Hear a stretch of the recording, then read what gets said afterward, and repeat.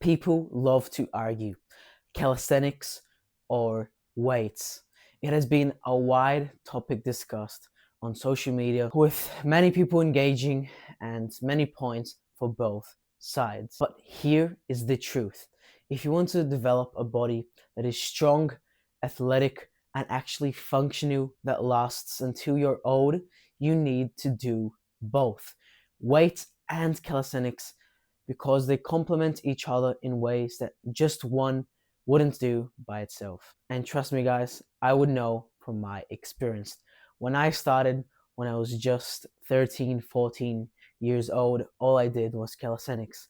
And mainly it was just push ups, some pull ups, dips, and eventually I started learning the handstand push up.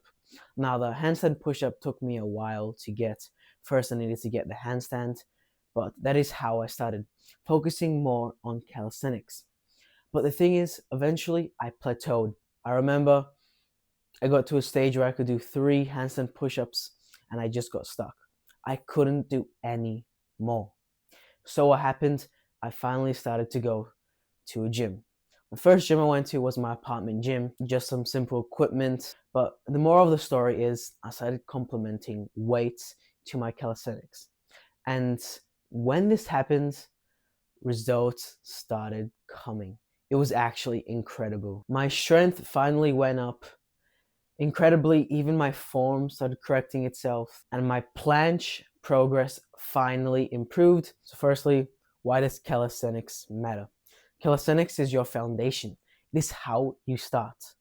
Yeah, sure, weights are super good and for isolated muscles, but first you got to start with the foundations, and this is the simple bodyweight squat, bodyweight push-ups, and bodyweight pull-ups. Those are the 3 compound movements involved with calisthenics that work so many different things. It is so important because it not only works your muscles, but also your joints, your ligaments, and your stabilizer muscles. And this is the kind of strength, real strength, that translates to everyday tasks in your life. It is functional. It is why it is important.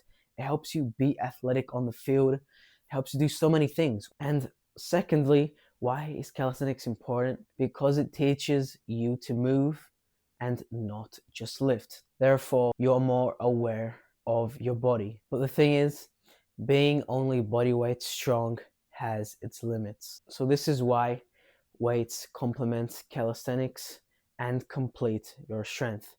Firstly, you can actually overload with weights. You can't overload with calisthenics. It is really hard to, honestly. How can you overload when you're learning the planche, for example? Sure, you can start off with the straddle and then the straight, but in between those progressions, it is really hard to find something. With weights, for example, let's say you're loading up some bench, you can start adding 1.25s on each side and just go from that. It is easy to overload and it's easy to build strength off it. So secondly, they help fix weak links that calisthenics just can't reach. One of the main reasons why I added weights to complement my calisthenics training was to fix my weak links so that I'm stronger overall.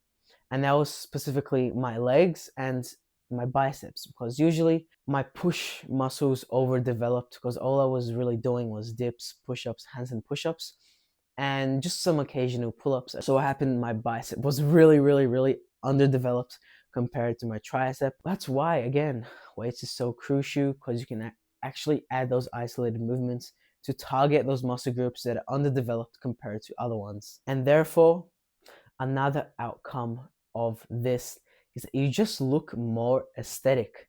Usually, if you just go to the gym, you may start looking a bit bulky, or maybe you do look aesthetic, but not necessarily the way that translates to everyday life. There's no point looking crazy if you're not actually functional in life, right?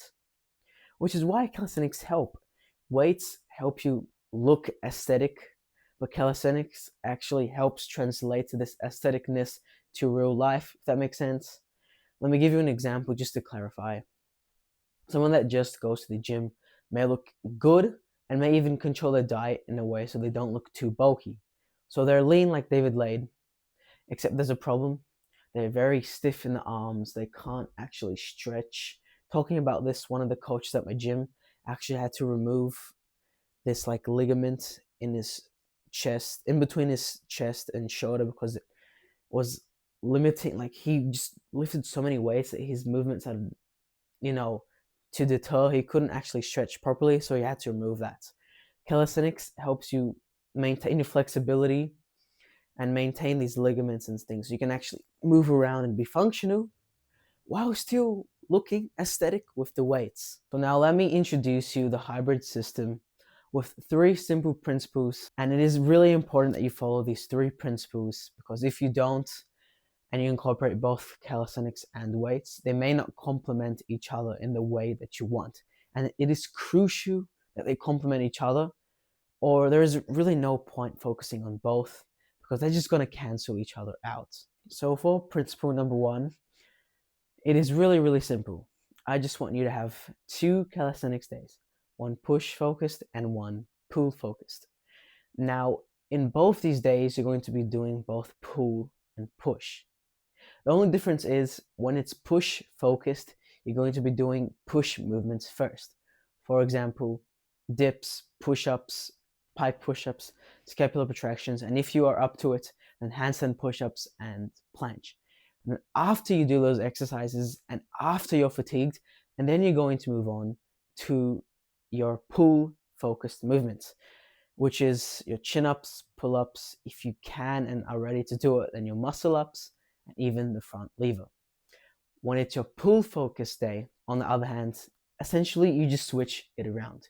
You do your pull focused movements first and then your push focused. I've been incorporating this into my workout plan, and trust me, it has brought me so many results. It is actually incredible. Now for principle number 2 is you want to be doing each compound movement, which is the main 3, of course, squat, bench, and deadlift, once a week. I used to do this twice a week, but now I'm limiting it to just one, because I found that just training each compound movement once is good enough. Now, in this principle, you need to go heavy, 3 to 8 reps max, and you want to consistently overload this. One deadlift day, one squat day, and one bench day. And in this principle, it is important that you never combine your compound movement days with your calisthenics days. What I decided to do, for example, is incorporate squat and bench together, and then I have deadlift with another separate day. But I never combine any of my compounds movements with my calisthenics days. Now you may ask why? Because it is too taxing. And if you want your calisthenics and your weights to complement each other, you need to do them on separate days. Now you may think, how do these compound movements actually translate to calisthenics? Maybe the bench does, right? In this movement translates somehow to the 90-degree handstand push-up. But how does squat and deadlift? Well, they may not directly, but they do indirectly. For example, I can deadlift 180 off the ground, and I can hold a planche for like 3 seconds, maybe even 5 if I'm feeling good. Now, they indirectly translate to one another because of one key thing: your core strength. How do you think me, as a 16-year-old weighing 65 kilograms, have been able to squat 160 kgs, bench nearly 115, and deadlift 180? One, because I focus on progressively overloading these compound movements once a week. And 2, because of my calisthenics training. And believe it or not, this is true. One does help increase the strength in the other. And I think the main reason why is that calisthenics and these compound movements don't just work one specific muscle group, it works different muscle groups throughout your whole body. And that is another important part of being athletic and being functional, which is, I'm sure, what you want. Principle number 3, and this one's quite important too, is you want to add complementary, isolated weight exercises into your program. And this is for 2 reasons. Complementing your calisthenics skills more directly not just through the deadlifts and the squats and the bench. For example, overhead lat pull down translates very closely to front lever, and that is what I'm doing to get the front lever. One of the reasons why is because you can't overload the front lever. It is just so hard. So what I'm doing is I'm overloading the overhead lat pullover, and hopefully this eventually translates to my front lever. Now, the second reason why you want to add these complementary movements is so you can focus on your weak links. I don't do anything isolated for triceps because I already do that through my bench and my calisthenics, but I do incorporate isolated bicep curls, for example. And now another thing you're probably going to decide to do too is incorporate some isolated leg exercises like leg extension and hamstring curls, which honestly you just can't target exactly with your compound movements or your calisthenics. So if you just follow these 3 principles when creating your own hybrid workout program, of course with adequate recovery and a focus and emphasis on your nutrition, trust me guys, you will see results. And I'm a living example of these results with my own achievements. So in conclusion, calisthenics gave me control while weights gave me power, and together they build functional strength that lasts. So please guys, stop choosing sides and instead choose progress. If you're interested about this hybrid way of training, please hit that subscribe button for the support. If you want more specific tips on how to form your workout program, comments and I'll link my Insta and then we can discuss. But really, this is all guys. Thank you so much for listening and I'll see you all for the next one. Peace.